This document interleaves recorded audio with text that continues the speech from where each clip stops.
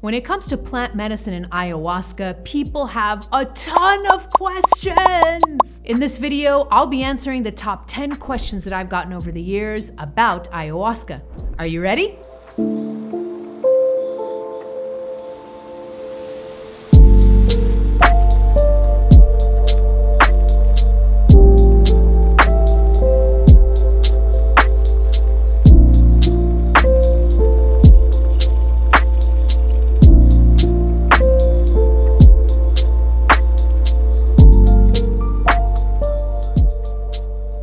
Hello, beautiful soul. That intro that you just saw is for the retreat center Rythmia in Costa Rica, which is one of the few medically licensed retreat centers in the world to work with plant medicine. I'm going to be doing a workshop at Rythmia from July 31st to August 7th. I'm going to be teaching a workshop and also participating in plant medicine ceremonies with everybody that comes down there. So if you want to head down to Costa Rica, meet me at Rythmia, participate in my workshop, and work with plant medicine, I'm going to leave a link in the description box below where you can click on it and join me, and I hope to see you in Rythmia on July 31st. I shot another video recently on ayahuasca, going deep on ayahuasca. There's a ton of information in that video. I'll leave a link in the description box below so you can go into that video after watching this one. But basically after that video, I got a lot of questions, and so this video is going to be the top 10 questions about ayahuasca that were brought up by my audience. So here we go. The first question is ayahuasca a drug? No, no, it's not. Okay, so, and this statement, this question can actually be quite offensive to indigenous cultures around South America who have worked with ayahuasca for thousands of years. To consider it a drug can be a little bit disrespectful. So it's not, doing ayahuasca, working with ayahuasca is not the same as shooting a line of cocaine or popping some ecstasy at a party, all right?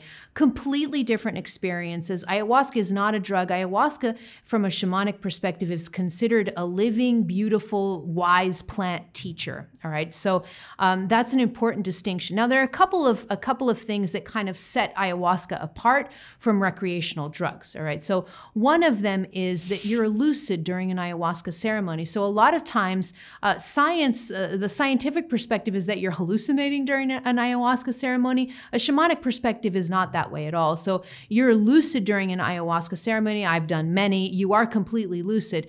So you are seeing visions, you're going through journeys, you're going through archetypal and symbolic journeys, but at the same time, you're lucid also. So if someone comes up to talk to you during an ayahuasca ceremony, you can perfectly hear what they're saying. You can open your eyes, you can talk to a person. This during an ayahuasca ceremony. So you are lucid, very different from what happens when you're on recreational drugs that completely alter you, all right? That's one way in which it's different. Another way is that ayahuasca is not addictive, okay? So, and that actually leads me into the second question. We're going to talk about this a little bit more, but these two things are really the main ways that distinguish ayahuasca from recreational drug use. It is not a drug, and you shouldn't work with ayahuasca considering it. You shouldn't think of it as a drug if you want to work with it therapeutically. Question number 2, is ayahuasca addictive? All right, so this brings me to question number 2 that we were just talking about. No, it's not. Okay, so ding, ding, there's a no on that. And here's the reason why ayahuasca is not addictive. So ayahuasca can be used by an experienced ayahuasca taker. Ayahuasca is used by shamans, right? So shamans, people don't realize this, but shamans actually drink ayahuasca before the ceremony starts also. So it's just that ayahuasca affects them differently than it affects other people. It's not an addictive substance. In fact, an ayahuasca ceremony is not pleasant at all generally. So that's one of the reasons why it's not really addictive. You would never put yourself through an ayahuasca ceremony just for shits and giggles, right? Like ayahuasca ceremonies are work. They can be very difficult. Ayahuasca is a challenging plant teacher. And so you don't have to be afraid of working with ayahuasca and then suddenly you're going to become addictive to keep going to ayahuasca ceremonies. That does not happen. It's not an addictive substance, primarily maybe because it's not pleasant to work with. And so it doesn't have the same effect on you that a recreational drug, which could get you addicted because recreational drugs tend to have pleasant experiences involved in it, and that's why people go into them. So when you have an unpleasant experience involved, it's less likely that you're going to be hooked. So it's not a drug and it's not addictive, so you don't have to worry about that. Question number 3, is ayahuasca dangerous? Yes, it can be. Ding, ding, yes. Okay, so I'm going to answer yes to this question. And I'm going to say, yes, it can be dangerous. When you approach ayahuasca, it should be done from a level of respect and veneration to this plant, okay? It is a very powerful, powerful plant teacher. And so when can it become dangerous? It's not the ayahuasca itself that's dangerous, all right? So I want to clear this up. The danger isn't coming from ayahuasca. The danger is coming from all kinds of things around the use of ayahuasca, okay? So it can become dangerous, for example, if you decide that you're going to buy ayahuasca online and you're going to drink the tea at home by yourself. That could be dangerous because you're moving away from the traditional way in which ayahuasca is consumed. First of all, by being prepared by a respected and experienced shaman. When you buy ayahuasca online, you have no idea what you're buying. If you try to do ayahuasca by yourself, you may be stuck in a trip and you maybe need help and nobody's going to be around to help you, right? And so that's what the shamans are for. So ayahuasca can be dangerous if you take it outside of its traditional setting, and if you kind of just throw all of the rules that have been in place for thousands of years by indigenous cultures. They know so well how to work with this plant. And if you just throw all those rules out the window and say, oh, that's just unnecessary, I'm just going to drink some tea by myself. Yes, ayahuasca can be dangerous, okay? So the first thing that you want to do to make ayahuasca not dangerous is you're going to want to pick the shaman in the retreat center, spend some time doing that. Because your shaman, medicine man or medicine woman, they're the ones that are preparing the tea. And it takes a tremendous amount of experience to know how to prepare a proper ayahuasca brew. So if you're buying it online, or if you're getting it from, you don't even know where the tea came from or who made it, then you're not going to be drinking that. You're not going to want to drink that stuff. Okay, so it can be dangerous if you don't do your homework and don't prepare in advance. Look for the right shamans, respectable retreat centers, so that you stay as close to local traditions as possible. And then, yeah, ayahuasca then isn't dangerous if you're being accompanied by the right people, but it can be dangerous, and that's a word of caution for you. Do your homework before you decide to work with plant medicine, especially ayahuasca. Question number 4, how often should you drink ayahuasca? Okay, so it varies, all right? So that's the answer to this question. It varies. There's really no set answer here. Some people like to work with ayahuasca more frequently than others. So for example, for me, I tend to work with ayahuasca maybe once a year, sometimes not even once a year, but usually I'll stick to around once a year. I'll visit with the plant. But for some people, they like to work with plant medicine more frequently, especially in the initial phases of healing, when they have to work through a lot of trauma, a lot of stuff. They'll do multiple ceremonies, and then sometimes they won't come back to the plant for years, or sometimes they won't ever do the plant again once they do those initial ceremonies and they clear what they need to clear. So it depends. Sometimes I still work with ayahuasca, even though I've done the majority of my deep healing work from all the trauma that I went through. I'll still continue to visit ayahuasca because she's one of my most cherished teachers. So I'll go to an ayahuasca ceremony, not specifically because I need something to heal or I have a challenge. I'll go because I want to visit with the teacher that I respect so much, that is that plant spirit of ayahuasca. And so, you know, you can go once a year. Sometimes I'll do multiple ceremonies in a year. For example, the workshop that I'm giving at Rhythmia, down at Rhythmia, we do 4 ceremonies from Monday through Thursday, one after the other, okay? But I've also done ceremonies and worked with shamans where I only do 1 ceremony and that's it. I won't come back to the plant for at least a year. Okay, so it depends, it varies. You need to feel what's right for you, but you don't have to be afraid. There isn't a right answer or a wrong answer. Work with ayahuasca as much as you feel like you need to, and as much as you feel like you have the calling to.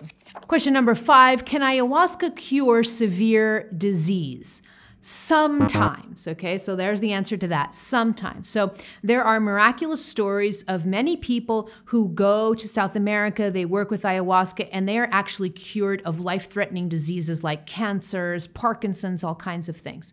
But then there are also stories of people that go to work with the plant and they're not cured of the disease that they were working with or they were working through, okay? So it varies, it depends. Sometimes it depends on what your soul path is. It depends on a lot of things. So one way that I like to look at ayahuasca, instead of looking at it as a potential substance that you take or a potential plant medicine that you go to cure something, I like to think of ayahuasca as a tool for healing, all right? It's a tool to heal. And the reason that I look at ayahuasca this way is because no matter what you have, when you go to ayahuasca, you do receive a healing, but healing is different than cure. Okay. And so sometimes people will go, they won't receive cures to their illnesses, but when they come back, they have absolutely received a healing. And I've heard many, many stories of people who have life-threatening, sometimes terminal disease, and they go and they work with ayahuasca, and they just receive an enormous healing from it, even though the physical issue or disease was not cured, all right? So think of ayahuasca as a tool to heal, not necessarily as a 100% predictor of curing anything. That's a great way to see that. Now, if you want to go deeper into the actual healing capabilities of ayahuasca, I recommend a book and a documentary. The documentary is even better. It's called The Sacred Science. Look up this documentary or purchase the book. I'll leave links to that in the description box below. Sacred Science follows a group of very severely ill people that travel from the US to South America to work with ayahuasca and other plant medicines. And so this is a great way for you to look into what it looks like, what work with plant medicine looks like when you have severe disease. So watch those resources after watching this video. Question number 6, can you eat before an ayahuasca ceremony? Okay, so yes. So the answer is yes, but, okay, so what a lot of people do, myself included, you can eat, but I don't eat on the day of the ceremony. And the reason is because I've been through enough ayahuasca ceremonies that the eating actually makes the ceremony more uncomfortable for me because I already know I'm going to be throwing up and all kinds of things. So what I do is I tend to just drink a lot of water on the day of the ceremony, and I'll have maybe a fruit smoothie or a fruit and vegetable smoothie, something light, something liquid, and I'll usually have that. If I do have a smoothie, I'll have it like 3 or 4 hours before the ayahuasca ceremony so that when I get to the ceremony, my stomach is completely empty. All right. The last thing you want to do is have like a big fat sausage or burger and then go to an ayahuasca ceremony. Oh my God, it's going to be like the worst ceremony ever for you. Okay. So can you eat before an ayahuasca ceremony? Sure, you can. Try to stick to what shamans called La Dieta.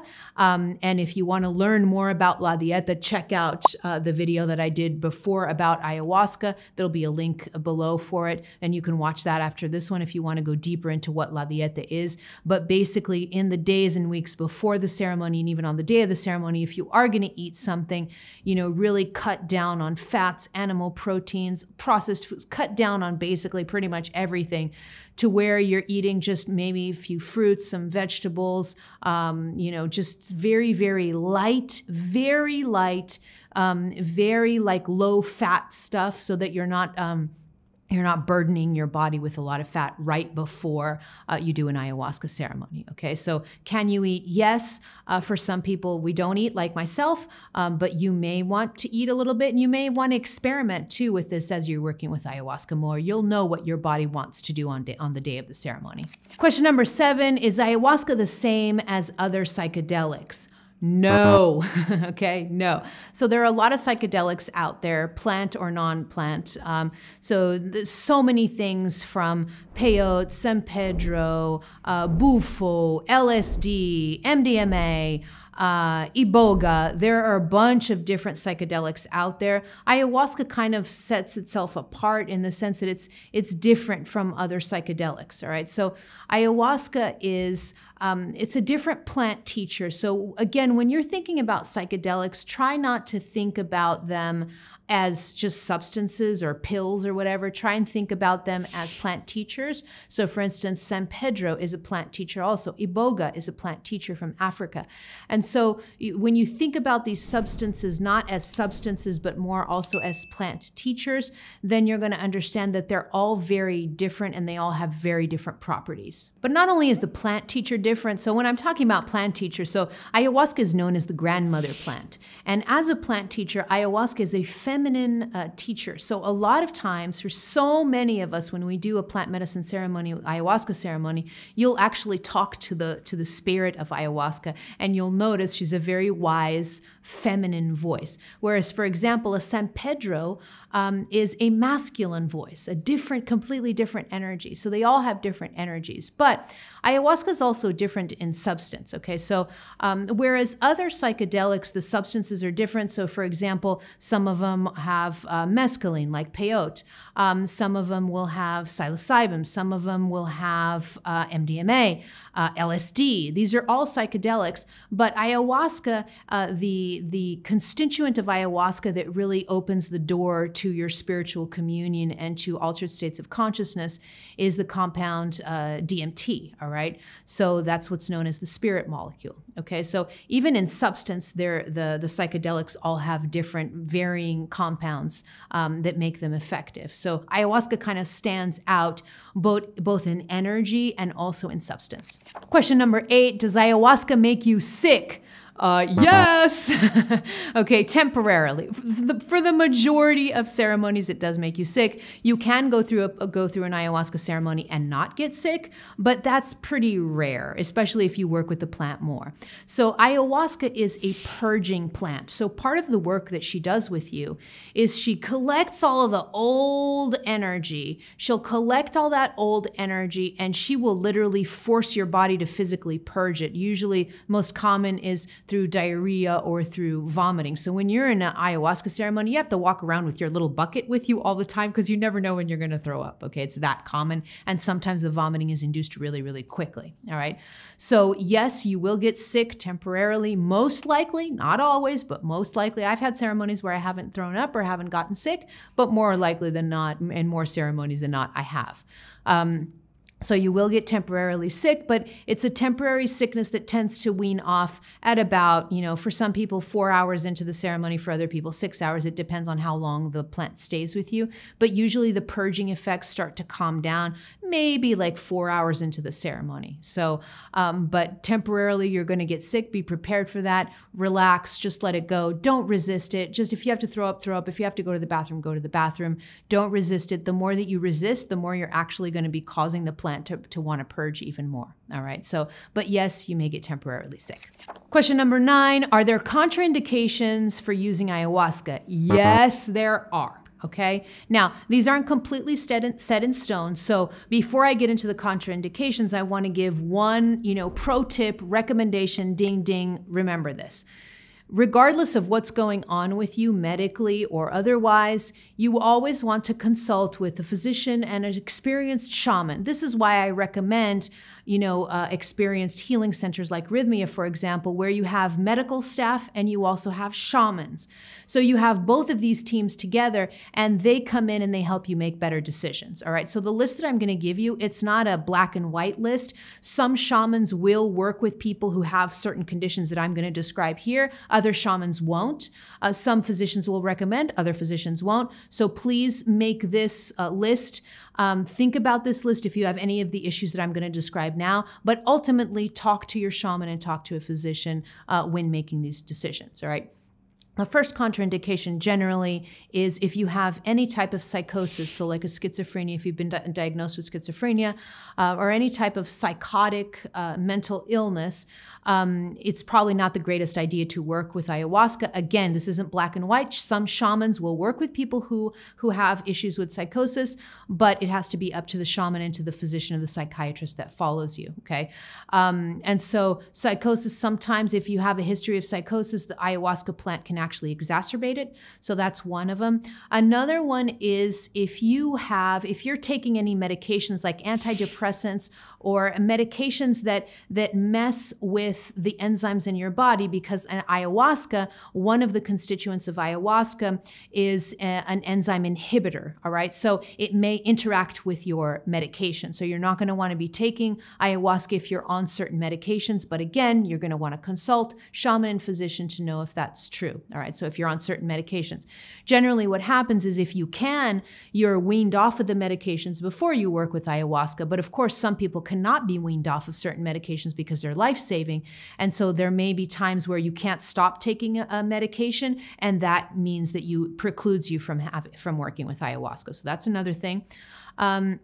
Another issue, if you have high blood pressure or heart disease, that is also generally a contraindication to working with ayahuasca, because ayahuasca naturally raises your blood pressure a little bit. So if you already have problems with that, that may be an issue. Okay, so these are some of the common contraindications for not working with ayahuasca. But again, you have to have your own consultation with physician and shaman, with medical professionals and shaman, and you can make your own decisions, more informed decisions based on your own needs.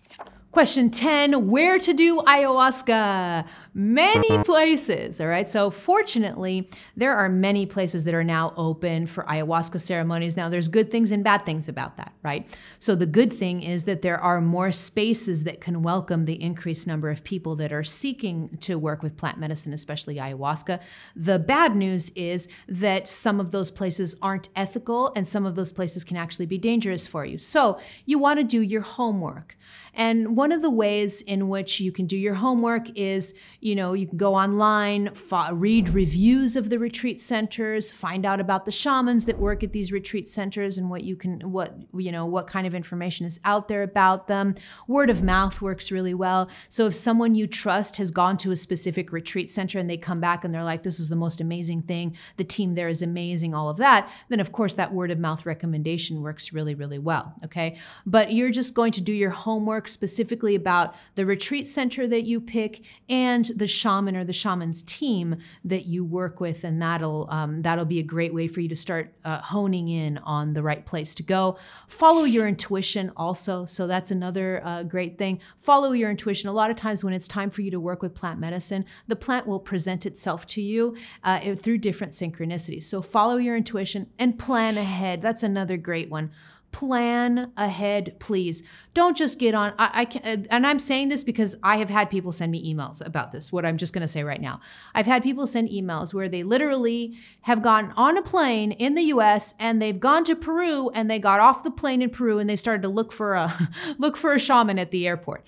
Please don't do this. Don't half-ass this. Don't do this, because when you do this, what ends up happening is if you get off a plane in Peru and you start looking for a shaman, chances are you're going to find charlatan shamans, right? Because ethical shamans aren't generally waiting at the airport with a sign that says ayahuasca available, right? Like, it's not going to happen. So you're going to be exposed to more charlatans or unethical shamans if you do it this way. So just plan ahead, pick a place, plan ahead, follow your intuition, read reviews, word of mouth. These kinds of things help. And if you want a recommendation from me, I've already given one. Rythmia is a great place to start if you're interested in plant medicine, and I'm going to be heading down there. And I work with the shaman team at Rythmia.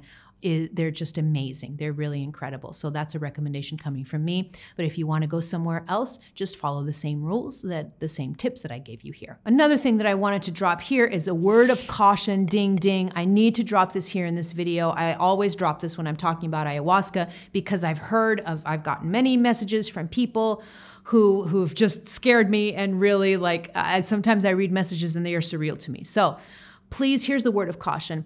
Do not take ayahuasca by yourself, okay? Ayahuasca is traditionally taken with the presence of a shaman and usually a group of people, okay? So don't take ayahuasca by yourself. Please do not order ayahuasca online, because you have no idea who made the potion, what's in it. You have no idea, so you don't know what you're drinking. So please don't. An ayahuasca brew is traditionally made by a highly experienced shaman, and that's the way it has to be. So when you go to a healing center, you know that the shamans there that are doing the ceremony are the ones that made the brew, so you can trust that. If you order something online, you have no idea what you're drinking. And if you're drinking alone, you set yourself up for problems, because if you need some assistance, that's what the shaman is there for. The shaman is really, really instrumental in offering assistance throughout the night when you're doing an ayahuasca ceremony. If you're by yourself, there's no assistance. You have nowhere to turn, all right? So please don't do ayahuasca by yourself, and please don't order it online, okay? Always come to ayahuasca with a lot of reverence and a lot of respect, using the rules that have been used for thousands of years by experienced shamans, and sticking as close to possible to the tradition of those medicines. If you want to go deeper in understanding plant medicine and ayahuasca, I highly recommend the free documentary, The Reality of Truth with Michelle Rodriguez. I'm going to leave a link of that video below so you can watch after watching this video. Now I want to hear from you. Do you have any questions about ayahuasca that I didn't answer in this video? Drop them below and maybe I'll do another video on ayahuasca later on. Click on this link to subscribe to my YouTube channel, or head over to my website to download the free supplemental workbook that comes with this video. And don't forget this documentary, The Reality of Truth. That'll be great for you to continue viewing. All right, beautiful soul, I love you. That's it for me. I'm out.